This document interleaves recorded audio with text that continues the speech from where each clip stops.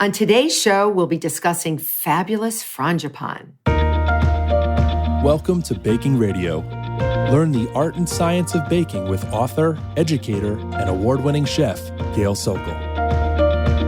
Whether you've been baking your whole life or you're brand new to the world of baking and you're looking to build your confidence and learn new skills in the kitchen, you're in the right place. This is Baking Radio. So on today's show, we'll be discussing fabulous Frangipane, a gorgeous almond custard with so many wonderful uses in the baking world. I first learned about Frangipane in my first job as a pastry chef in a restaurant that I used to work in many years ago. While I was still a culinary student, so I was a little green, around the edges. The executive chef would say, "So Gail, go make Frangipane." And I'd say, "Sure." And then sheepishly, I asked, "Chef, what is Frangipane?" I did not know what it was. I was so naive. Well, what is Frangipane exactly anyway? It is a almond concoction, and it doesn't always have to involve almond, but traditionally almond, like a custard or almost a pastry cream, but without any of the fuss of a custard, in that it can be used as a filling in a fruit pie, or in an Italian crostata or freeform tart, or even as a base layer before topping it with fresh fruits and then baking it until puffy. You can even top puff pastry or croissant dough with it. Frangipane is a mixture of ground almonds or even almond paste, eggs, a small amount or some sort of flour in some recipes, and not all recipes have flour, butter, sugar, and flavorings like almond or vanilla extract. That's it. It's like a variation on a pastry cream. The difference is pastry creams can be eaten as they are because they're cooked. Frangipane must be baked because you don't want to eat raw eggs. So remember, Frangipane, gotta bake it. It typically is paired with a fruit pastry. I used to top it with fresh figs when they were in season, or plums, apples, or mixed berries. It was awesome. This is how I would describe what Frangipane does for a tart or other pastry. It gently grabs onto whatever fruit you use, like a gentle quicksand. I'm not kidding, like a gentle quicksand. Stay with me for a minute. And it surrounds whatever fruit is topping it.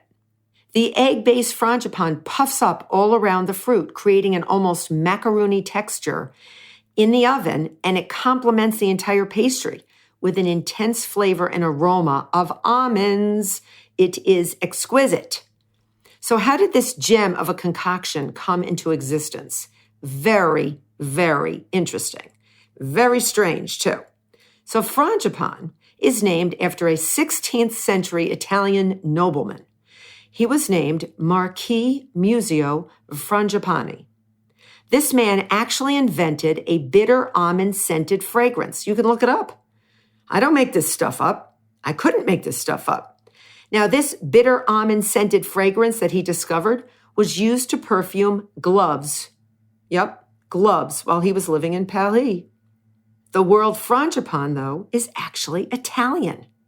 So from this invention by Marquis Frangipane, many French pastry chefs were inspired by this intoxicating smell of almond and invented this fragrant almond-flavored custard, which over time has become a real classic in many a pastry. Now, the Marquis Frangipane's name is now synonymous with a flour known as the Frangipane. To make matters even more complicated, the Frangipane flower is also referred to as plumeria, after a French botanist, Charles Lumiere. It seems that only the common name for this flower is named after the Marquis. Such is life, all right? I'd rather be baking. So who cares, as long as all of us can enjoy the fruits of the labors of these two gentlemen, right? When I was introduced to Frangipane while I worked in that restaurant, and I was embarrassed with that executive chef, I became a true Frangipane believer after baking so many pastries with it. It is quite diverse. It's simple. I used to make a huge vat of it for the week. Yeah, I'm not kidding. It was like a vat. And keep it in the fridge where I could use it as I pleased.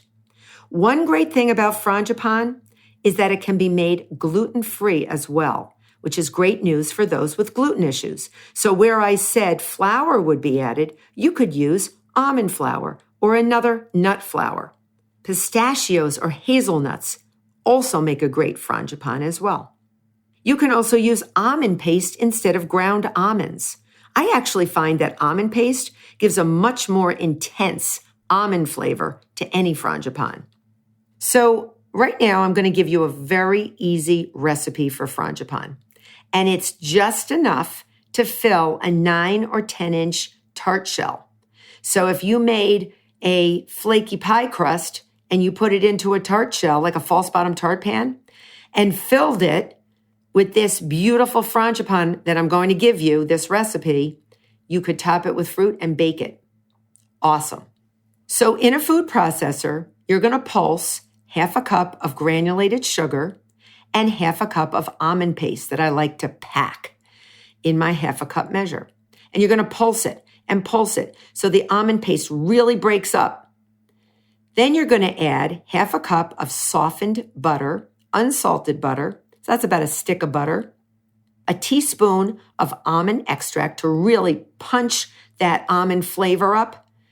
And then 2 eggs and a half a cup of all-purpose flour, or again, if you would like to make it GF and gluten-free, use almond flour.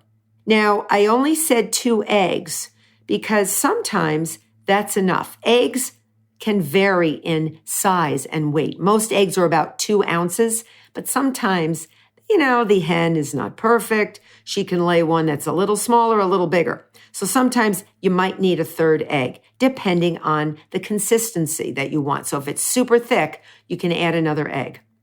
You can spread this frangipane. That's it. That's a recipe. But you can spread this now over your favorite rolled out tart dough and then top it with, like I said, fresh figs, berries, anything you want. You can even bake it just with the frangipane on it and then put the fruit on it after. It is amazing. You want to make sure that it gets puffy. It will get slightly brown. And then you serve it in slices with whipped cream, vanilla ice cream. It is absolutely underrated, this frangipane. I truly, truly believe this. So if you want this recipe and another recipe for frangipane that's made just with almonds, go to my website, chefgailsokol.com. I even have 2 fabulous frangipane videos that you can see step by step on my YouTube channel. So I hope you've become inspired by today's show, and I hope you try to incorporate frangipane into your baking. On the next show, we'll be discussing the marvelous world of macarons. Thanks so much for listening. You can follow me on Facebook, Instagram, my YouTube channel, and my website, chefgailsokol.com.